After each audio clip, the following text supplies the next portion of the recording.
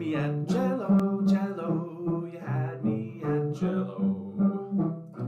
You had me at cello. Oh, you had me at cello. Hi, everybody. Time for another episode of Cello Chat.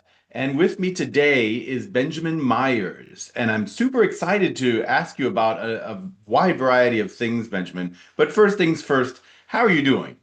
I'm great. How are you doing? I'm doing really great. I always look forward to these, but you have a number of things that are kind of outside the box that I'm really excited to see what your thoughts are on them. So, but the first question I love asking people that everybody has at least somewhat different of a story as to like how they got started on the cello in the first place. So, how did you get started on the cello and how did that lead you to where you are now? It's actually a terrible story. So I started with piano when I was 3 with my mother, who was not a professional pianist. But I was that sort of, annoying child who would see the mother playing the piano and say, I want to do that too. And it kind of edged my way over. So finally she relented and started to teach me. And then with cello, I started in the typical way where in fourth grade, they would introduce you to all the different instruments. Um, I didn't know what a cello was really. I knew what a violin was, and the teacher said, uh, "You're too tall. You're playing the double bass." And I said, "Oh, I don't know. That looks a little bit large. Could we compromise and go with that thing there?" Said the cello. Okay, that's how I started the cello, based on size. That's right.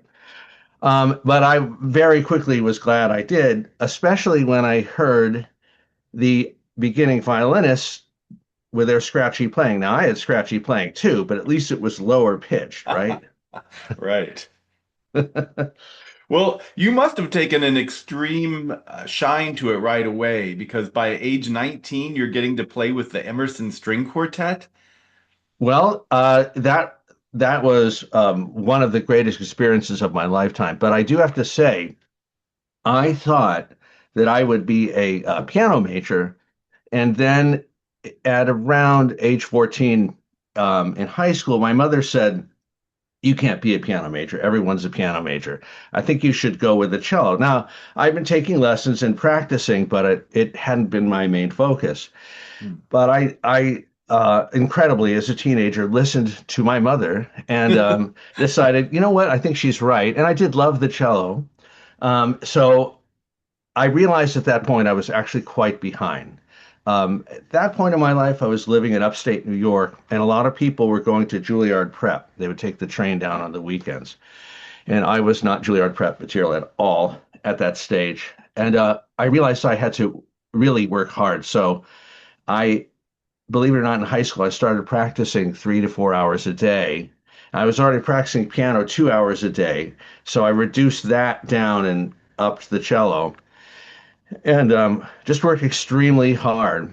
Uh, and then did my auditions and got into a few schools, but I went to the Hartt School of Music for undergraduate, and that's where David Finckel, who was the cellist of the Emerson String Quartet, was.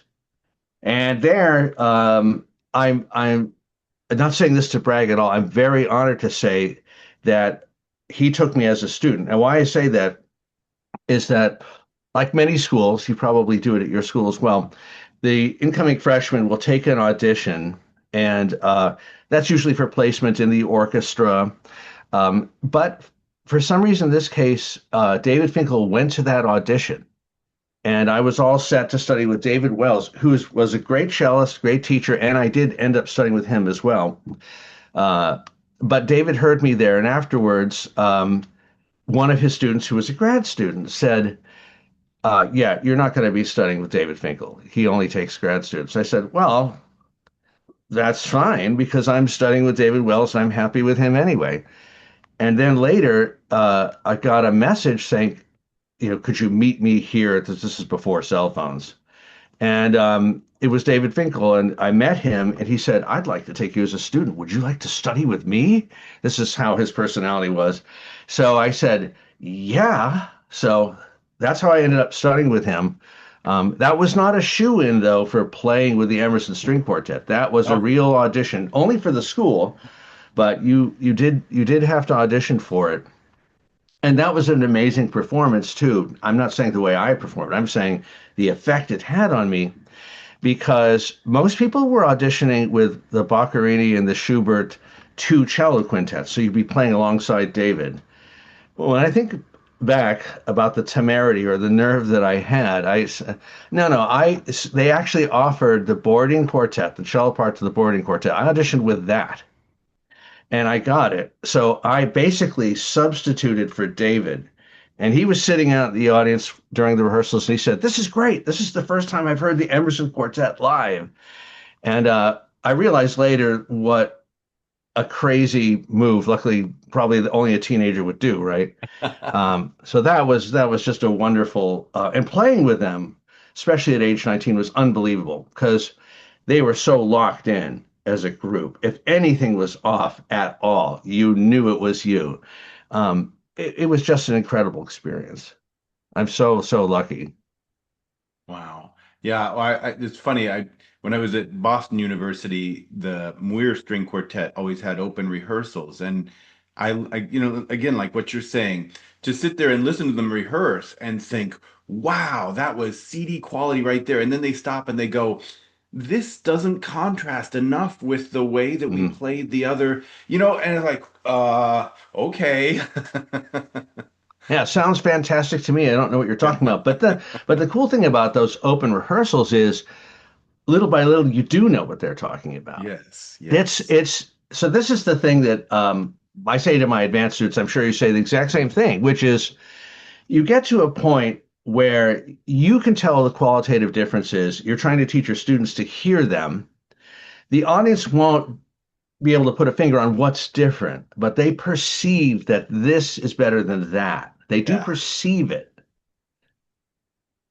Yeah, that's great. That's great. Well, let's see. And so then, when did you study with Colin Carr? So Colin Carr, so after my bachelor's at Hartt School of Music, I went to New England Conservatory and I did my master's and doctorate there. And that's where I studied with Colin Carr and also David Wells. And that was interesting too, because Colin uh, was exceedingly young now that I think about it at the time. So I was 22 and I think he was like 27 or 28. Huh. Of course, he had been a prodigy. Right. And you would think, oh, they hired him because he's a famous name, famous performer, but he probably wouldn't be a good teacher. And you would be wrong because Colin was an amazing teacher. He was an incredible teacher and couldn't be more different than David Finckel in his playing and his teaching, which was probably the best thing that could have happened to me. Isn't that Totally interesting? different. Yeah. Yes. All right. Well, okay, so now I kind of hate to ask this question because I know it's so big, but potentially it could go on, I'm sure, for a long time. But are there some key things that the one or the other, or all three, I should say, taught you that just every time you pick up a cello or every time you're teaching a lesson, just stay at the forefront of your brain? Yes, I could do a summary. And I also had a great teacher in high school named David Gibson, who was extremely inspiring and extremely helpful. But of these three teachers, so David Finckel, more than anything, he was such and is such a larger than life person. And he made me understand that when you go on stage, it always has to be better than what the audience expects. They come, a lot of them know what it sounds like. You have to up it a level. And Emerson always did that. It has to be if a fortissimo, if you have a crescendo to a fortissimo, it has to be where the audience thinks, is he going to be okay up there? Is he going to have a coronary? I mean, it has to go that extra mile. And he did that, for every time I hear him perform, even now, he does that. So that's the biggest impression with him. Colin was no less inspiring as a performer, an incredible performer. But as a teacher, he had a very like almost engineering approach. Okay, here's the problem. Let's analyze it. And now I'm going to show you five different ways to approach it. Like he was the toolbox guy, right? Mm. So here's your toolbox. This problem is categorized as what? You tell me. Oh, okay. And then how are you going to fix it? So Colin was one of the best teachers for me to teach me how to become my own teacher. I saw on your website that that's a guiding principle for you as well, because I watched one of your videos and you said, listen, you see me for 1 hour a week out of 7 days. You're with you most of the time. You better figure this out. You can't just, Yeah. it's not like going to the doctor and you saying, well, I don't know, I just don't feel well. You got to fix me, right? Right. So that was what Colin did. And I think what David Wells did for me was to, just as a human being, he was such a warm, caring person, Mm. and he not only gave that to his students, but he also gave it to the music, the way he approached the music, and the way he wanted you to almost revere a phrase, let's say in the Schubert Arpeggione. The second movement, I remember thinking, second movement, schmeckend movement, no big deal. It's the first and the third's going to kill me, right? No, no, no. He took me that second movement. That first phrase. I thought it's a simple little phrase. What's the big deal? Oh, we spent a whole lesson on that first phrase. Really? But I respected him so much for that because he wanted to give it a sincere, caring approach. And he wasn't one of those teachers that would say, well, you have to be at least 72 before you even understand Schubert. Come on, Schubert died what? He was 33 years old or something like that. You should be able to play it. You won't have the depth that you play it at when you're an old man or old woman, right? But you should be able to feel that phrasing. Now, Schubert was a genius, and I'm not a genius, but it was that care and that reverence that Wells taught me, and I couldn't have designed my set of teachers any better than the three that I had. If I had tried, I couldn't have done it. That's tremendous. All right. Well, so in your own teaching philosophy, it stands out again. It's not necessarily the easiest thing to write a teaching philosophy that's concise, but you really get to the point very quickly. And the idea, I think that a lot of youngsters they know, oh, I still sound out of tune in that double stop passage in this concerto that I've been taking, or something like that. I need to go see somebody to get a better fingering, or something. And but you talk about the the situation more as, I mean, now I'm paraphrasing, but like pointing out the fact that so much of the game, the challenge is mental, is attitudinal, and the way that they think of themselves as a player, think of what they have as, like what you say, a toolbox of options to do about it. Think about what they want to do with that frame. These are the sorts of things that they can get from a teacher if the teacher is on a mission to kind of train them to have those chops, and if they are willing, to try new ways of thinking and approaching things. So, I mean, the one hand is just to say neat teaching philosophy, but on the other hand, would you care to expand on it any further? Sure. So I think it all does start from listening very carefully. And my idea is if you can hear it, that's the beginning. If you can hear it, then you can change it. If you can hear not only what you're doing, but what the ideal is, then at least you have a shot at getting to that ideal. One definition of a professional performer is this. So this is what you think you sound like. This is what you actually sound like as a student. And as you get better and better, they merge until what you think you sound like is actually what you sound like, and that's what it is. That's what I think is important with teaching. The old school. I forgot who said this, but they studied with Casals, and they said they studied a Bach suite, and basically Casals made you a 78 LP of himself. You will be able to. So he played two measures. You play it back. No, no, no. It doesn't sound exactly like me yet. And you would do that. And there's something to that because Listen, if you can walk away sounding exactly like Casals, That's not a bad thing. I mean, and we put a lot of emphasis on be your own person. I tend to be that sort of a teacher. I don't think many teachers now would be. First, you'll become a digital reproduction of what I am. There's something to that, though. It's like become that good, okay, and then you can think about branching out. But the problem with that is you haven't learned how this great master, Casals, came to those decisions. And that is so important because unless you were a prodigy and got all your technique when you were 7 or 8 years old, you need to think this through. You need to have a plan of attack. You need to have those tools that Colin gave me, and not only for the technique, because technique is just how you get to the music you want to play. Now, I think it's really important to have it's exactly what you said. I read your philosophy. I'm like, oh man, this is exactly what I think. Is you have to have the strategy about how to become what you want to become.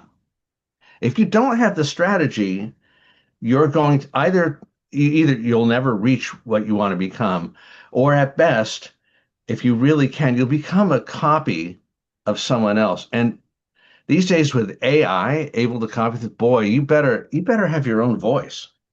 It's really important. Wow. Well, and then so in your various videos, one of them about listening, where there were some pull quotes that stuck with me in terms of the emphasizing listening to a wide variety of performers and other pieces by that composer, but then also now be sure that you're listening to yourself. And again, so that because I'm sure you've encountered as well, sometimes it almost seems like there's a type of student who plays the imagined ideal so loud in their head they don't hear what they're playing. And it's like, that's Oh not yeah, it. that's true. That's very true. So the idea, there's a few things in there. The idea of listening to a lot of performers, there was the old school where they said never listen to someone else's performance of it, or you won't arrive at your own. Um, and I could understand that. That's when I was studying, that was in an age of you had to actually go to a place called a record store. I don't know if people know what that is. And you could afford, especially as a student, if you're lucky, to get a recording of something. And what happens? So you listen to that and you just become addicted to it, whether or not you want to. So, but now you can access so many different recordings. What happens is you become very familiar with the piece of music as long as you're listening to different people. And you can freely steal as needed to make to, if it helps you to make, but you're more likely to get I get the idea of what this composer is doing, and then you're more likely to come up with your own vision. But like you said, it does another thing. When you listen to a lot of different recordings and live performances, you start thinking about the actual music and you start thinking about what makes it tick. And so when you play, and so many of our students are just like, leave me alone. I gotta bang out these notes. It's already difficult enough. You're talking to me about interpretation.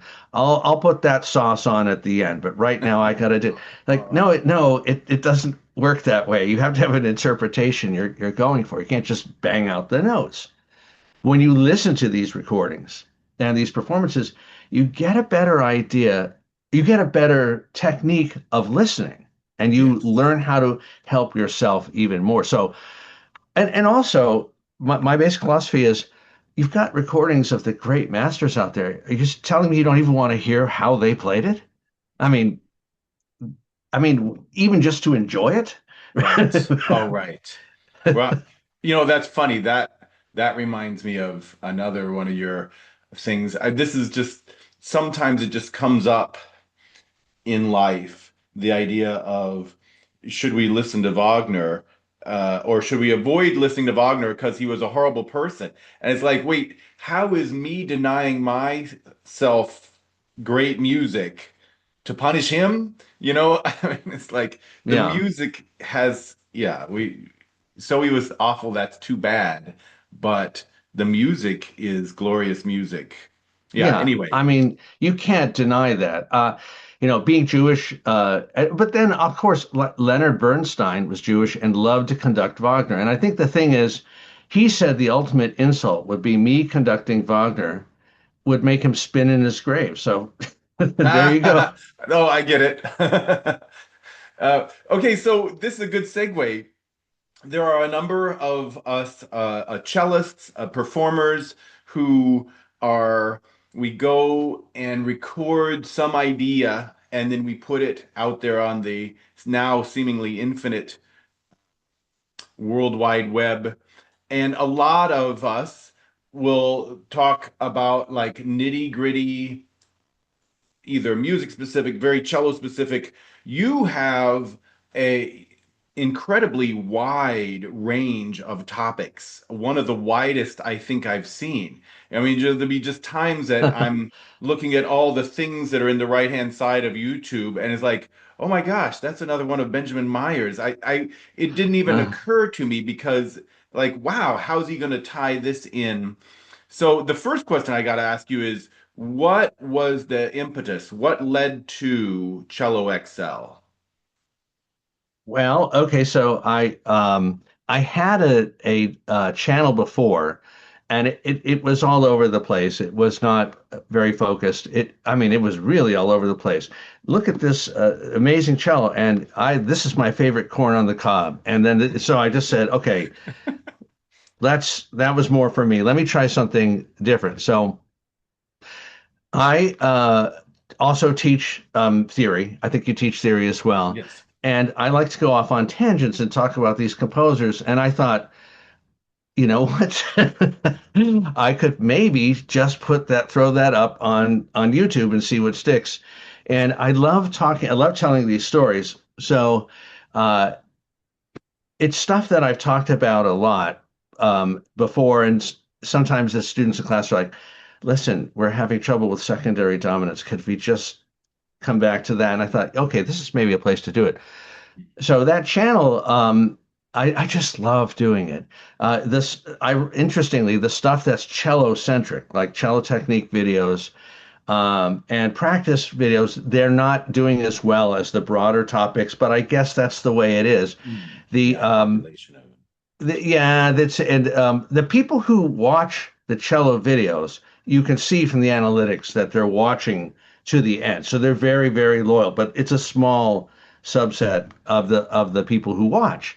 Um, but I think broadening it out is a good thing because first of all, it's stuff I want to talk about. It's my channel. I'll talk about it if I want to.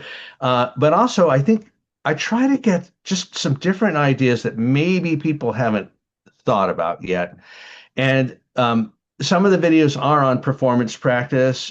Some of them are on performance prep. And so hopefully those will rise a little bit along with the broader videos. They're never going to reach the same huge audience. I don't have a huge audience. They're never going to, but even if I do, it'll never be a huge audience for that. But that's okay. I mean, the percentage of people who play the cello in the world it's not a large percentage anyway. No, We're exclusive. that's right. That's right. Well, okay. So now from that, I want to segue to this topic of, well, I mean, I think a lot of like the younger viewers might think of it as just the topic of performance anxiety, but that definitely relates to the larger bucket of stage presence. Yes. And so, like in each of your videos, you have, let's see, you articulate the words very clearly. You inflect them in a way that directs us towards the meaning of each sentence. And then you use them, you string them together to create a goal, which is a larger phrase. And I'm thinking, when a student who either identifies in their own mind that they don't enjoy the process of going out on stage and performing for others, or sometimes you get some that don't necessarily say, I think I have a performance anxiety or stage presence issue, but then they take a big hit when they go out on stage. Yeah. Like there's been a severe disconnect between the way that they prepared for performing on stage and what they get. So part of me is trying to think, okay, when we recommend to them various scale exercises or exercises out of this book or that book or self, specifically created exercises for them. And if they then just kind of play them as though it's just busy work and their mind is elsewhere, and they don't realize that this is the sort of thing that if they had just totally internalized and automatic on stage, then any tiny little mistake that comes along is not going to get in the way because they're so focused on the meaning that they're trying to convey and they know they have the chops to get that out there to the audience. So Yes. can I wonder if you want to talk a little bit about, do you, for example, with your students, think about the comfort level that you have, and like just articulating in the English language and how to translate that Oh, into articulating in the musical language. sure. Let me just see if I can. This video goes in and out. I'm just going to see if I can clarify it. There we go. Um, so I think doing the videos has been really helpful also for performance because it's really uh, very similar to making a record. Well, it is making a recording. It's actually making a recording.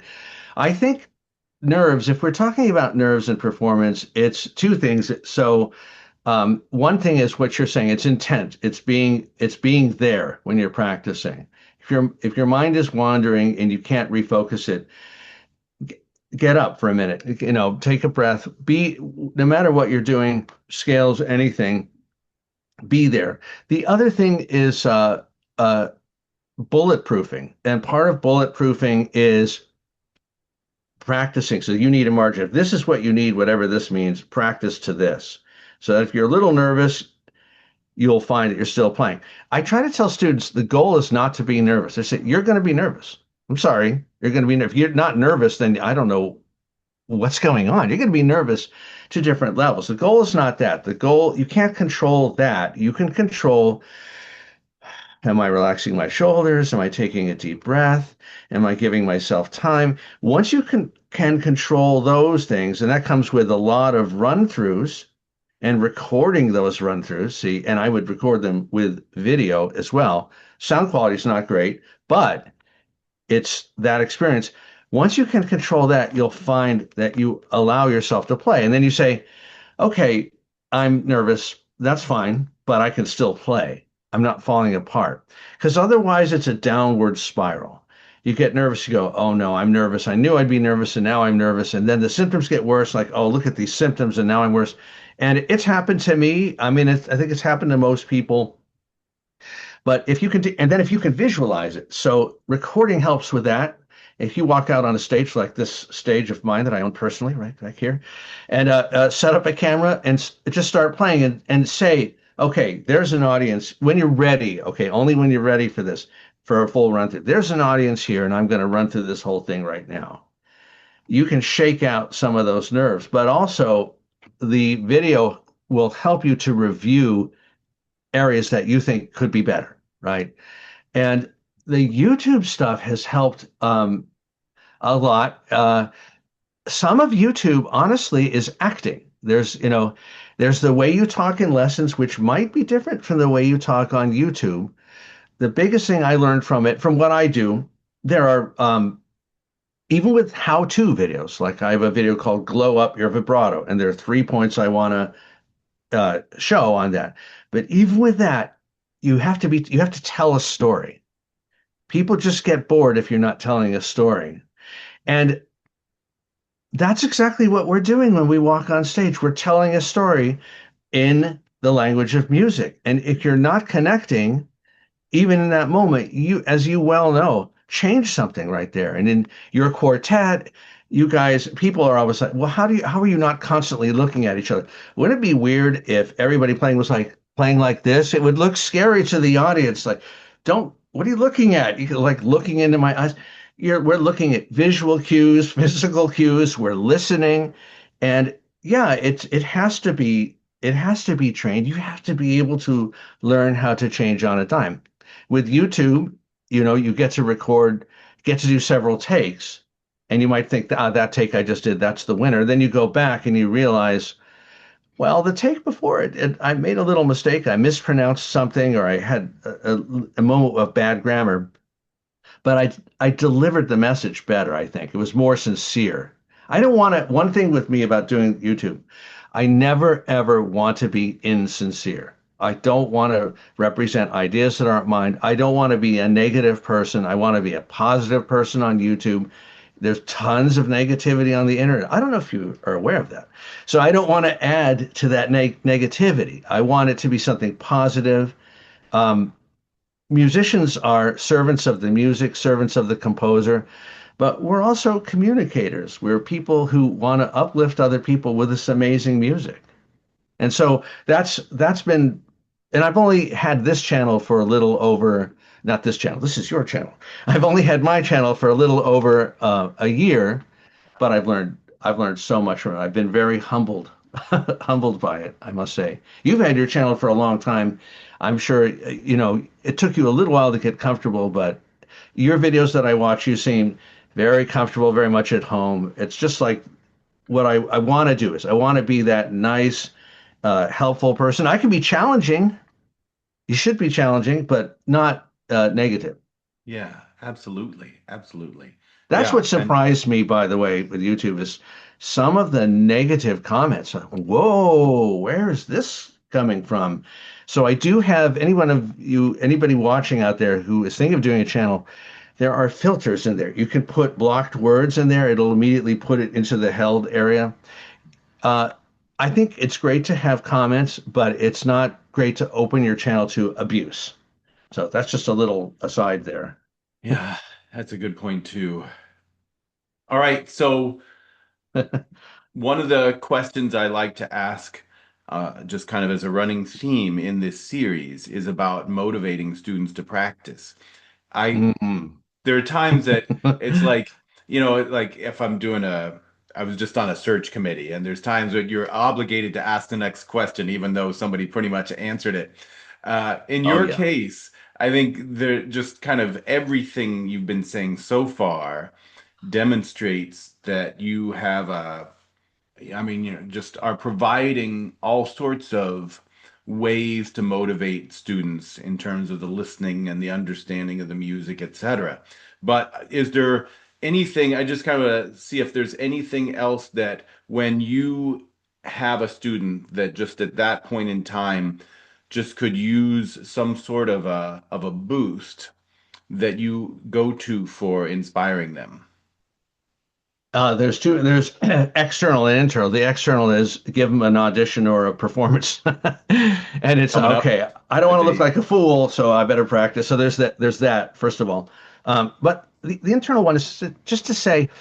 Um, so not all of my students are music majors, and I teach kids as well, and they're just doing it for fun. So I want to tailor it to what they're doing. If you say to a kid who's also doing, like in high school, who's doing sports and French club and all this stuff, you can't say, well, don't you want to be Yo-Yo Ma? Because their answer will be like, no, I just, I want to play better.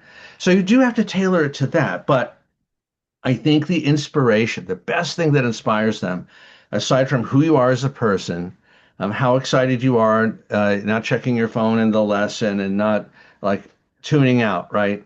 Though that can be a technique. Sometimes if a student's really very nervous, I might pretend actually to check my phone or look away or something because then they don't feel glared at. Good Um, point. or I had a student once said, "Could you look out the window when I play?"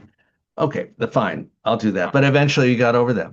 But Yeah. aside from how you are as a person, I think you have to let the student feel what it's like to have that sense of accomplishment. And the biggest problem in the past couple of decades is it doesn't come right away.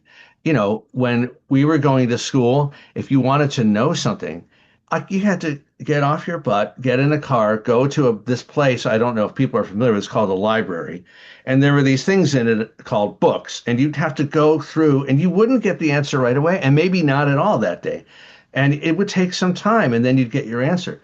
Now it's like, oh, let me just pick up my phone here, and I'll get the answer right away. And I mean, kids who were raised in that, it's very hard not to say, well, I tried my best and it's not perfect.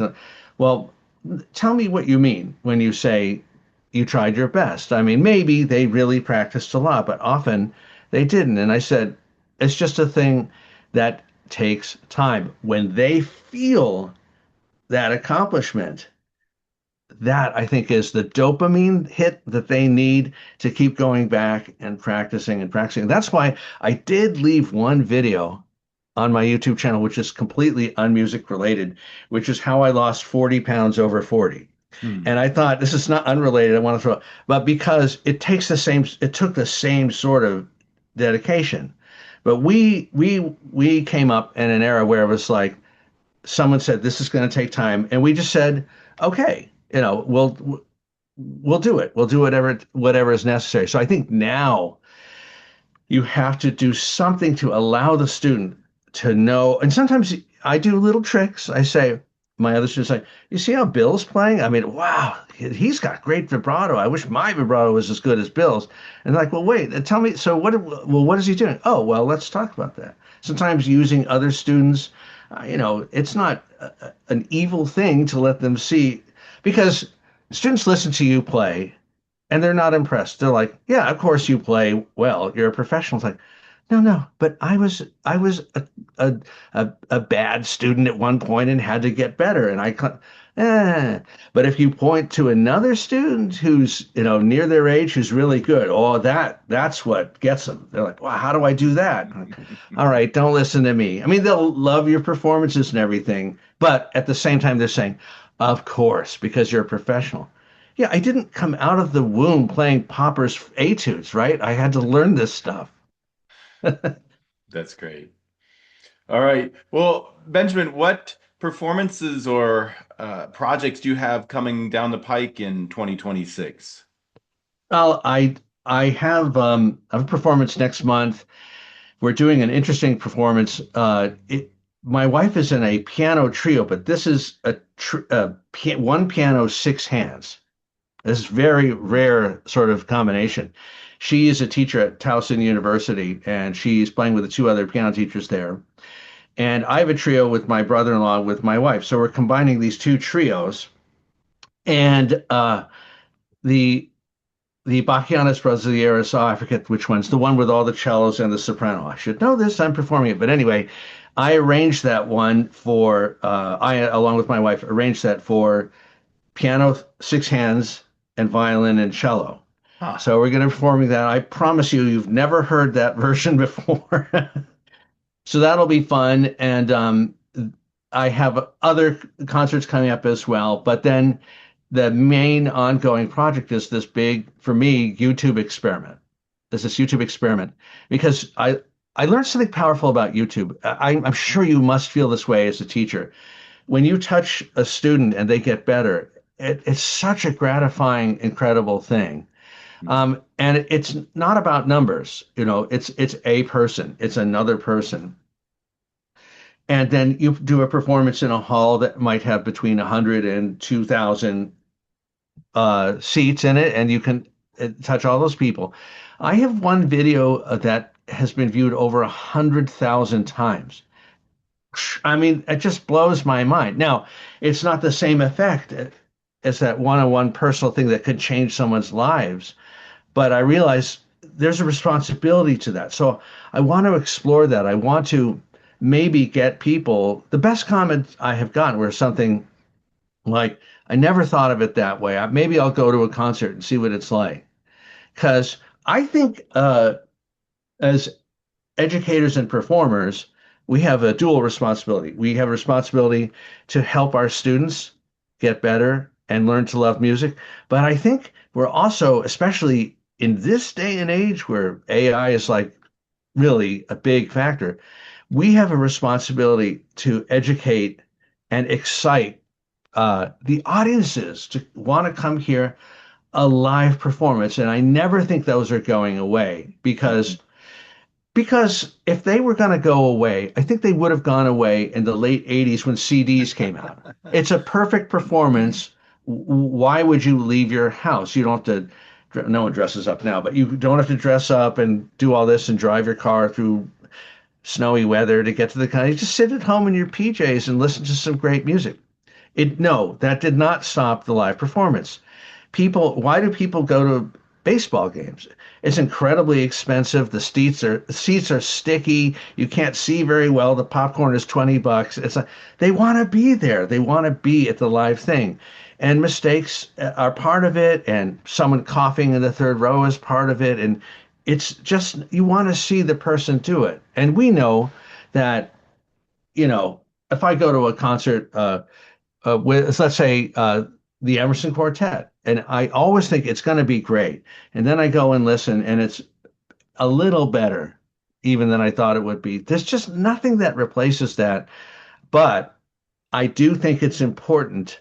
And I do think we have an advantage over rock and pop because I think I've got to be careful because rock and pop, nothing wrong with it. And I do listen to rock and pop and jazz and everything. But I think classical music has a level of complication that's hard to reproduce with AI. I'm sure at some point they'll be able to do it, but I'm waiting for the day where they're able to reproduce a live concert. You'd need 100 robots on stage playing real live instruments. Why, even if you could do that, why would you go to the expense? Who wants to see that? So I think it's incredibly important for us to, by the way, is Jordan Hall. This is New England Conservatory. This is a hall that I'm pretty sure it's Jordan Hall. I better not. This is the hall that I played in several years. I mean, just playing in Nice. this hall is amazing. You could have the lousiest cello, and you sound like you've got a gafriller in this hall. But I mean, that's what I'm saying. Get people into that hall. Some of the concerts I heard there, you left with tears in your eyes, and I don't see how you do that with AI. I really don't. Yeah.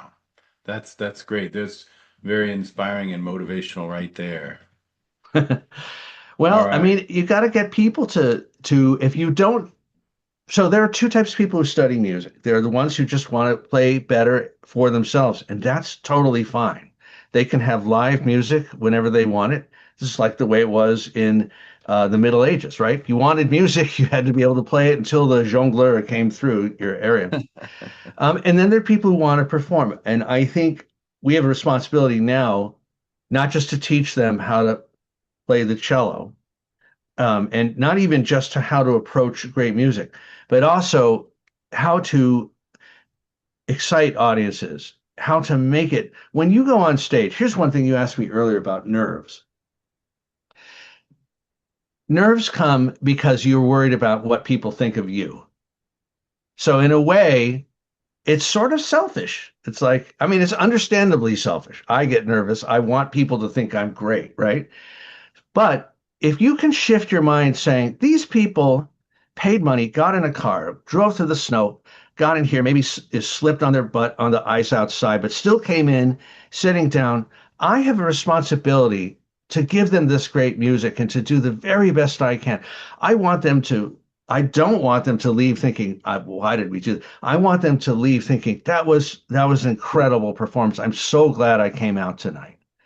And I think if we can approach it that way, that it's even more special now when you know that they could stay at home and scroll through YouTube and hear a million different performances. That's it. When you start to think that way, I always tell my students, say to yourself, there's this really great piece. When you go on stage, think that you're just everyone's your friend and you're saying, there's this really great piece I've been working on. You want to hear it? Would you like to? I'll play it for you right now. Yeah. And then just give it to them. That helps with the psychological aspect of nerves as well, because you're sharing something that touched you, that moved you so much. This is your opportunity to share it with them and to let them feel the way you did. That is it's an honor. It's an incredible honor to be able to do that. And if you make a mistake here or there, it's just like how it is when you teach your class. you're teaching secondary dominance and you slip up and you forget a sharp or something like that. But they don't think, oh, now he's stupid, right? It's a slip. It's human, Yeah. and that humanity is part of what makes the music great, I think. Yeah. Oh, that's very inspiring. This is great. I'm sure everybody is going to practice all weekend as a result. They should, not for me and not for you, but for themselves and for Yes, this and for this the great music. connection for the Yeah. absolutely for the Yeah, it's music. The great. music deserves it. The music Yes. deserves it. Yeah. Yeah, we are very lucky. Well, thanks I so. Go ahead. absolutely go ahead. I was just gonna thank you very much, Benjamin. This is exactly what I was hoping to learn and find out, and very well said too. Well, I really appreciated this, and I really appreciate what you're doing with your cello chats.